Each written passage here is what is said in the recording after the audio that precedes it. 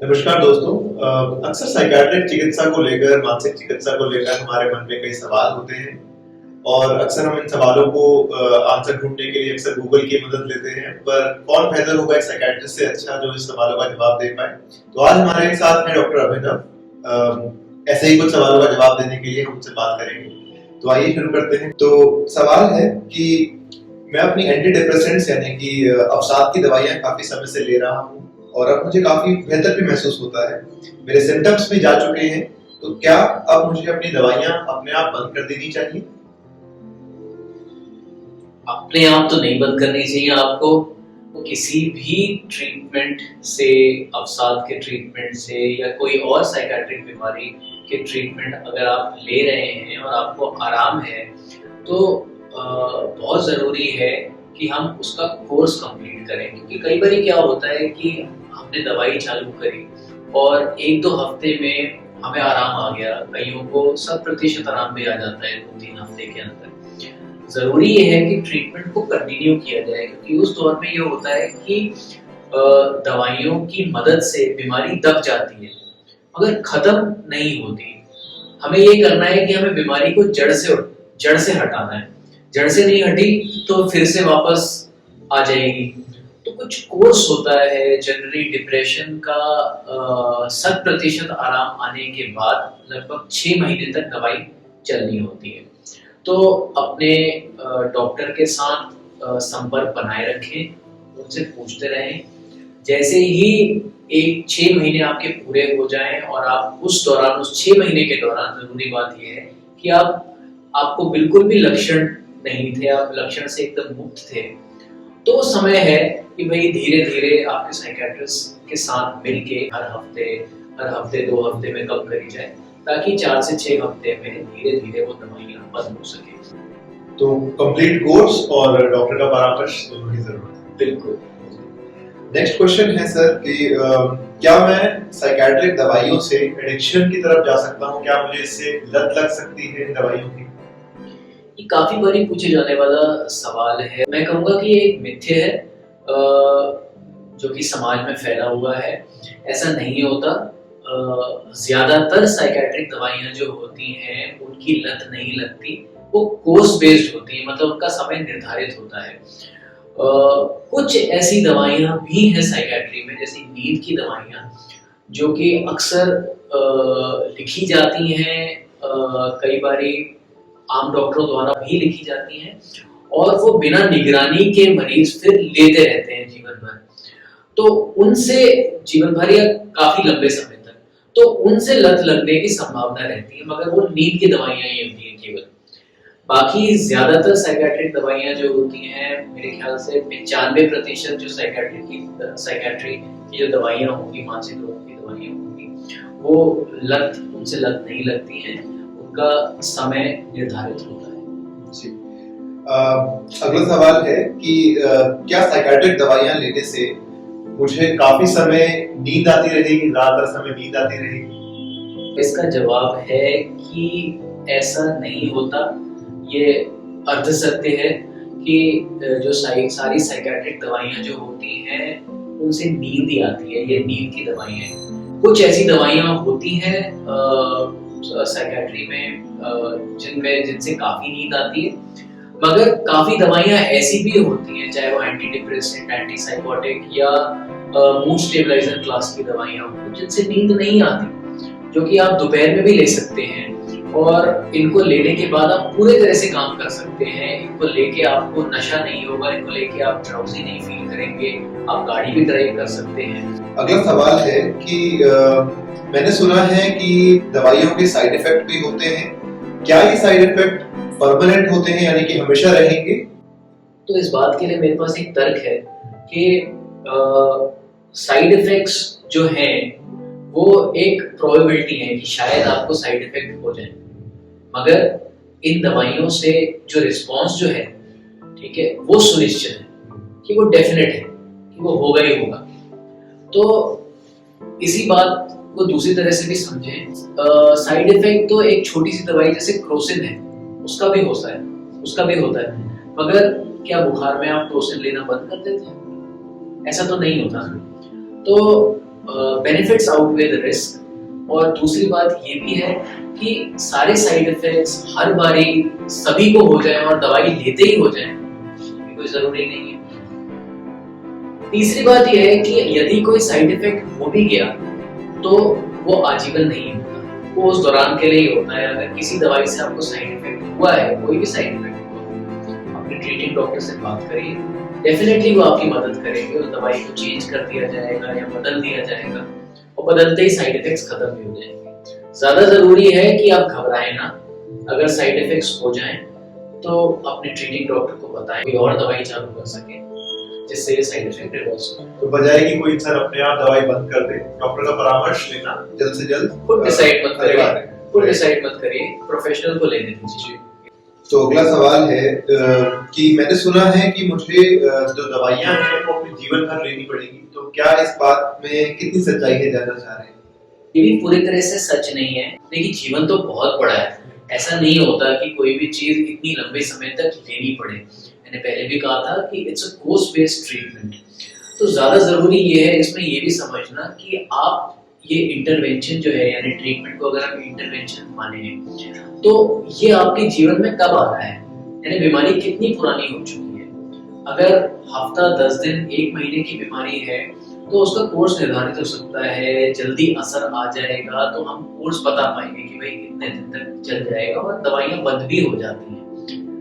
बीमारी सालों साल पुरानी है कि भाई 4-5 साल से चल रही है, पहले कभी इलाज नहीं कराया, बीमारी क्रोनिक हो गई है, तो अक्सर उसको कोई भी पुरानी चीज का इलाज करने में, उसको ठीक करने में समय लगता है।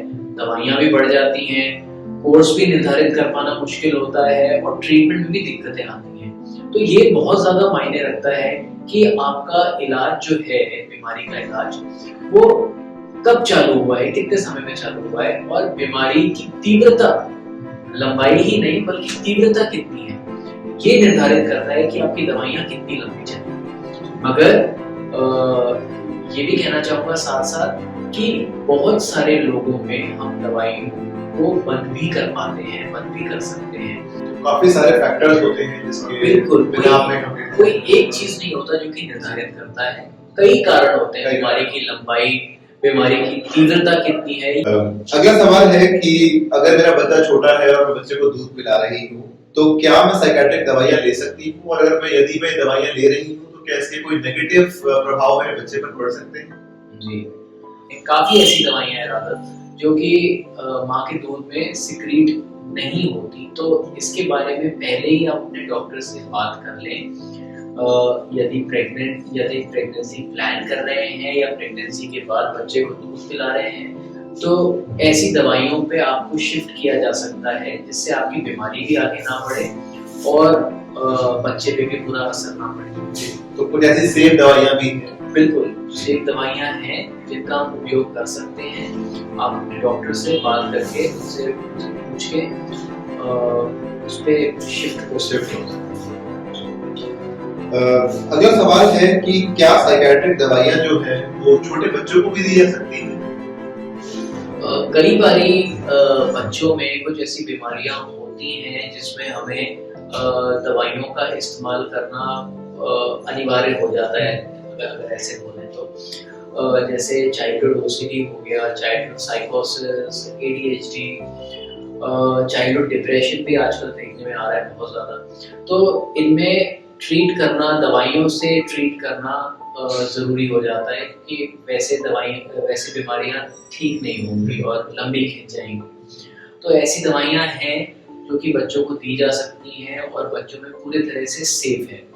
जरूरी ये होता है बच्चों में, क्योंकि वो सेंसिटिव होते हैं, छोटे होते हैं, नाजुक होते हैं, कि दवाइयों की डोज थोड़ी कम से चालू करी जाए और फिर धीरे धीरे उनको बढ़ाया जाए, हल्की मात्रा में। बिल्कुल, और शुरुआत से ही दवाई चालू करने के पहले ही कुछ बेसलाइन इन्वेस्टिगेशंस करवा ली जाए ताकि हमें पता चल जाए, और उसके बाद फिर दवाइयाँ चालू होनी चाहिए। अगला सवाल है कि अगर मुझे कोई मानसिक रोग है तो क्या दवाइयाँ ही मेरा एकमात्र समाधान है या एकमात्र रास्ता है? देखिए, मानसिक बीमारी का जो इलाज जो होता है वो कई प्रकार से हो सकता है। केवल दवाइयाँ ही एक विकल्प नहीं है। इसके अलावा साइकोथेरेपी यानी काउंसलिंग जिसको भी हम कहते हैं आम भाषा में, या फिर उसके अलावा कुछ बायोलॉजिकल थेरेपीज हैं, उनका भी हम उपयोग कर सकते हैं मानसिक बीमारियों के इलाज में। अगर आपकी माइल्ड बीमारी है, अगर कम हल्की बीमारी है, तो शुरुआत में साइकोथेरेपी भी असरदार होती है। अगर सीवियर बीमारी है या मॉडरेट टू सीवियर बीमारी है, तो केवल साइकोथेरेपी जो है वो अपने आप में कामयाब नहीं हो पाएगी, कम पड़ जाएगी। तो हमें दवाइयाँ देनी पड़ती हैं, दवाइयों से इलाज करना पड़ता है, जिससे मरीज ठीक भी हो जाते हैं। कई बारी दवाइयों से भी पूरी तरह से असर नहीं आ पाता, बीमारी क्रॉनिक हो जाती है, लंबी खिंच जाती है, पूरी तरह से ठीक नहीं हो रही होती, तो उनमें हमें बायोलॉजिकल थेरेपीज का इस्तेमाल करना पड़ता है। बायोलॉजिकल थेरेपी जैसे आजकल जो बहुत मशहूर हो रही है वो है रिपीटेटिव ट्रांसक्रेनियल मैग्नेटिक स्टिमुलेशन और आरटीएमएस। ये जो है ये एक बिना कोई दर्द हुए, बिना किसी साइड इफेक्ट के इलाज कराना डिप्रेशन के लिए, और बहुत जल्दी उससे निजात पाना, क्योंकि दवाइयों में लगभग 3 से 4 हफ्ते लगते हैं, मगर आरटीएमएस की मदद से 2 हफ्ते 10 दिन से लेके 10 से 15 दिन में असर आने लग जाता है। डिप्रेशन से आप जल्दी बाहर निकल पाते हैं। ना सिर्फ डिप्रेशन ही नहीं, बल्कि ओसीडी हो गया या फिर पार्किंसंस जो कि न्यूरोलॉजिकल कंडीशन है, और अन्य एंजाइटी डिसऑर्डर्स जो हैं उनमें भी आरटीएमएस जो है अब काफी प्रसिद्ध होता जा रहा है। इसके अलावा जो बहुत पुराना ट्रीटमेंट जो है मगर आज भी बहुत ज्यादा फायदेमंद है, वो है इलेक्ट्रोकन्वल्सिव थेरेपी या ईसीटी। काफी अच्छा ट्रीटमेंट है, मगर थोड़ी कम लोकप्रिय होते जा रहा है, क्योंकि दवाइयाँ काफी अच्छी आ गई हैं आज की डेट पे, तो इसलिए लोकप्रिय कम है, मगर आज भी बहुत फायदेमंद ट्रीटमेंट है कि रेजिस्टेंट डिप्रेशन के लिए या रेजिस्टेंट या ट्रीटमेंट रेजिस्टेंट स्किज़ोफ्रेनिया के लिए आज भी ये काफी फायदेमंद ट्रीटमेंट है। जी, तो दवाइयों के अलावा और भी कई सारे ऑप्शंस अवेलेबल हैं। जी, अब हमारा लास्ट क्वेश्चन है, आखिरी क्वेश्चन है कि क्या अगर मैं अपना पूरा ट्रीटमेंट करा लूं डॉक्टर के अनुसार, तो क्या मैं अपनी फंक्शनैलिटी यानी कि अपने काम करने की क्षमता वापस उसी तरीके से वापस मिलेगी मुझे जैसे मेरी पहले हुआ करती थी बीमारी से पहले? बिल्कुल, और आज की डेट पे तो, आज की 21वीं सदी में तो इतनी सारी दवाइयाँ हमारे पास हैं, इतनी ट्रीटमेंट मोडालिटीज हमारे पास उपलब्ध हैं कि हम पूरी तरह से फंक्शनैलिटी आप वापस फिर से अटेन कर पाएंगे। ये निर्धारित करना बहुत ज्यादा मुश्किल नहीं है, ये पॉसिबल है ये चीज। पर इसके साथ कुछ ऐसी बातें जिनका हमें ध्यान रखना पड़ेगा, वो ये है कि अगर हम किसी ट्रीटमेंट पे नहीं है, मगर हमें संकेत दिखाई देने लग जाते हैं, साइंस दिखाई देने लग जाते हैं मानसिक बीमारी की, तो उस चीज को दबाए ना, तुरंत डॉक्टर के पास जाएं, उनसे अपना इवैल्यूएशन करवाएं, अगर होता है तो दवाई चालू करवाएं, क्योंकि जितनी जल्दी ट्रीटमेंट चालू होता है उतना ही जल्दी असर आने की संभावना होती है। तो जल्दी डिटेक्शन करवाइए, दवाई जल्दी चालू करिए। एक बार जो दवाइयों पे आपको आ गए हैं तो उसको कायदे से खाइए, उसको ढंग से खाइए, जैसे लिखा है वैसे खाइए। अपने डॉक्टर के साथ परामर्श करते रहिए, बातचीत जारी रखिए, ताकि अगर कोई भी साइड इफेक्ट हो, कुछ भी आपको दिक्कत लगे दवाइयों से रिलेटेड या आपके ट्रीटमेंट के कोर्स के दौरान, तो तुरंत अपने डॉक्टर को बताएं। सब कुछ छोड़ छाड़ के दवाइयां बंद करके एकदम से मत बैठ जाइए, उससे नुकसान ही ज्यादा होना है। तो ये चीजों का हमें ध्यान रखना चाहिए। तो गुलजमा बात हम ये समझ सकते हैं कि मानसिक रोगों का इलाज संभव है यदि परामर्श वक्त रहते हो जाए और कोर्स को इंसान जैसे डॉक्टर ने बताया है डॉक्टर की सलाह से चले और लंबे समय तक अपना ट्रीटमेंट कराए जब तक डॉक्टर कहते हैं तब तक। जी, धन्यवाद doctor Abhinav for this question answer session. और यदि आपके भी कोई क्वेश्चंस हैं, ऐसे ही कुछ सवाल आप भी पूछना चाहते हैं, तो आप हमें कमेंट सेक्शन में लिख सकते हैं। हम कोशिश करेंगे कि डॉक्टर अभिनव से आपके सवालों का भी जवाब आप तक पहुंचा सकें।